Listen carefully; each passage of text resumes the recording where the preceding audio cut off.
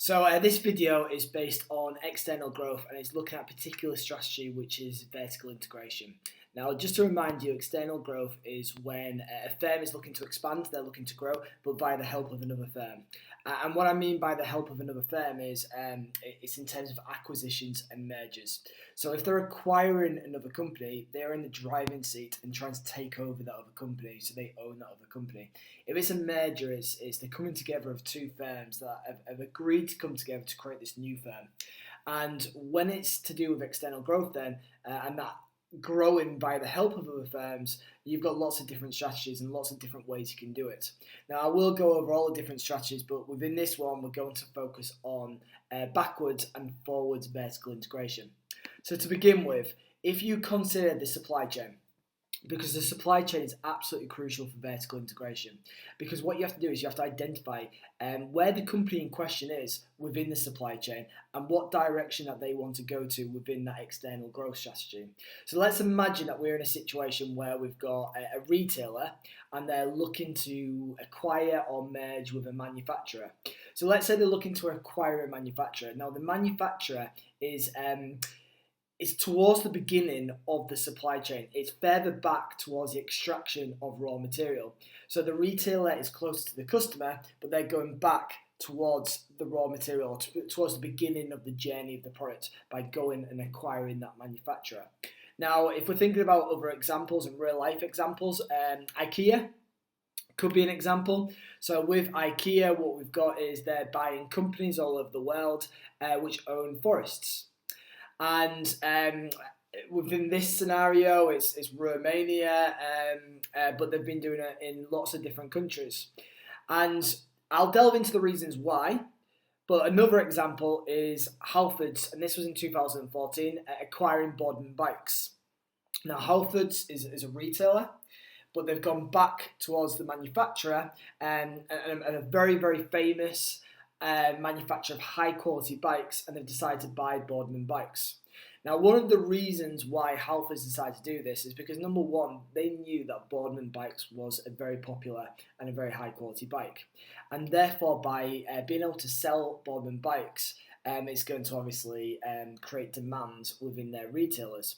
But furthermore, what they could do is they could have that exclusivity over Boardman bikes, where they are the only retailer, perhaps, that maybe sells these Boardman bikes. So if you really want that bike, and you are a cycling enthusiast and really want to buy a Boardman bike, then you have to go to Halfords. You won't be able to go to other retailers, and that gives Halfords a massive unique selling point.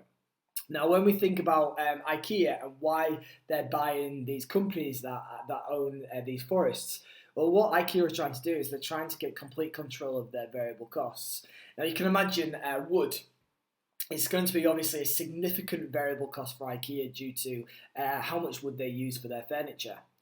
And when previously they were buying wood from their suppliers, you can understand that at every stage of the supply chain there is a profit margin, and these suppliers will be trying to obviously sell at a price which is higher than their cost of extracting that wood. Now, IKEA might not want to buy at that price anymore, and actually they might think, well, why don't we just completely knock off that profit margin, and why don't we just acquire, and therefore we can completely control how much the variable costs are, because all they'll be paying for now is that extraction of the wood and the raw material, and they won't have to pay any increase in price, any profit margin that the supplier would have got. That won't be the case anymore because IKEA has completely eradicated it. And also what they can do is they can have complete control over the quality of the wood. So when you're dealing with a supplier, obviously you've got a choice of suppliers, but you still have to pretty much, I suppose, you depend on the supplier and you depend on what they perceive as high quality. Now, obviously, IKEA would want to deal with a high quality supplier, but if they actually buy the forests, then they can make sure that the quality is high. They know exactly what IKEA wants. They know exactly the type of wood they need for the furniture, the quality of wood they need for the furniture, and they can guarantee it because they own the forest now, because they bought that company over. And as I mentioned before, in terms of exclusive rights, and that's more related to Halfords. But if you think about it, if you're buying a manufacturer, then you can pretty much be the only retailer that offers that manufactured goods, which could be a massive selling point for your company and give you a competitive advantage.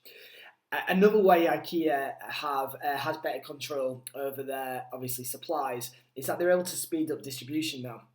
So you can imagine if you've got a supplier, they might have lots of retailers buying from them, and clearly IKEA would be a major customer, and they probably would be a priority. But in this case, they can guarantee they're a priority because it's part of their company. So all the wood that is being supplied is just going to one company now, which is IKEA, and they can make sure that they've got the flexibility and they've got the speed of which they need that wood, and make sure that wood is delivered when it's needed because it's within the actual company itself, because IKEA has taken over that supplier. Now, if we're looking at the other end of the spectrum and we're looking at actually what happens if it was a manufacturer and they were going closer now towards the customer, then they'll be going forwards within the supply chain, and that'll be an example of forwards vertical integration. Now, a real life example, we can think about Green King IPA. What they did, it was quite a few years ago now. In fact, Green King have been taken over themselves since this. But Green King, they bought a pub chain, and they bought Morels of Oxford for 67 million. And the reason why they did this was because they wanted to make sure that in a certain geographic region, they had a number of pubs that definitely sold their beer. But not only that, they sold Green King IPA, but they also prioritised the selling of Green King IPA, which was obviously going to massively improve the exposure of the brands within that area and also give it a really big competitive advantage over other rivals. So as we can see here, they did sell other beers as well within these pubs, but Green King was its focal point. So when we're looking at why a manufacturer might decide to buy a retailer and go forwards, one of the reasons is in terms of greater brand exposure and increased market share. By Green King buying a pub chain, they can guarantee that the number one drink that they sell, the number one drink that they merchandise, the number one drink that they advertise within their pubs is Green King IPA. And also it can create barriers for potential competitors, because what they can do, obviously a pub tends to sell a range of different brands, but if there's a major, a fierce rival, then they can say, actually, we won't stock them, we won't sell them, we won't pull their beer. And what they can do instead is maybe pick brands and pick breweries that are not as competitive and less of a threat. And they can make sure that in these pubs in Oxford, the number one drink that you should be buying is pretty much Green King. And that's going to increase sales and increase the market share of Green King within that area. And also what you can do, and I've mentioned control because control is absolutely crucial within this, you can have more control over retailers.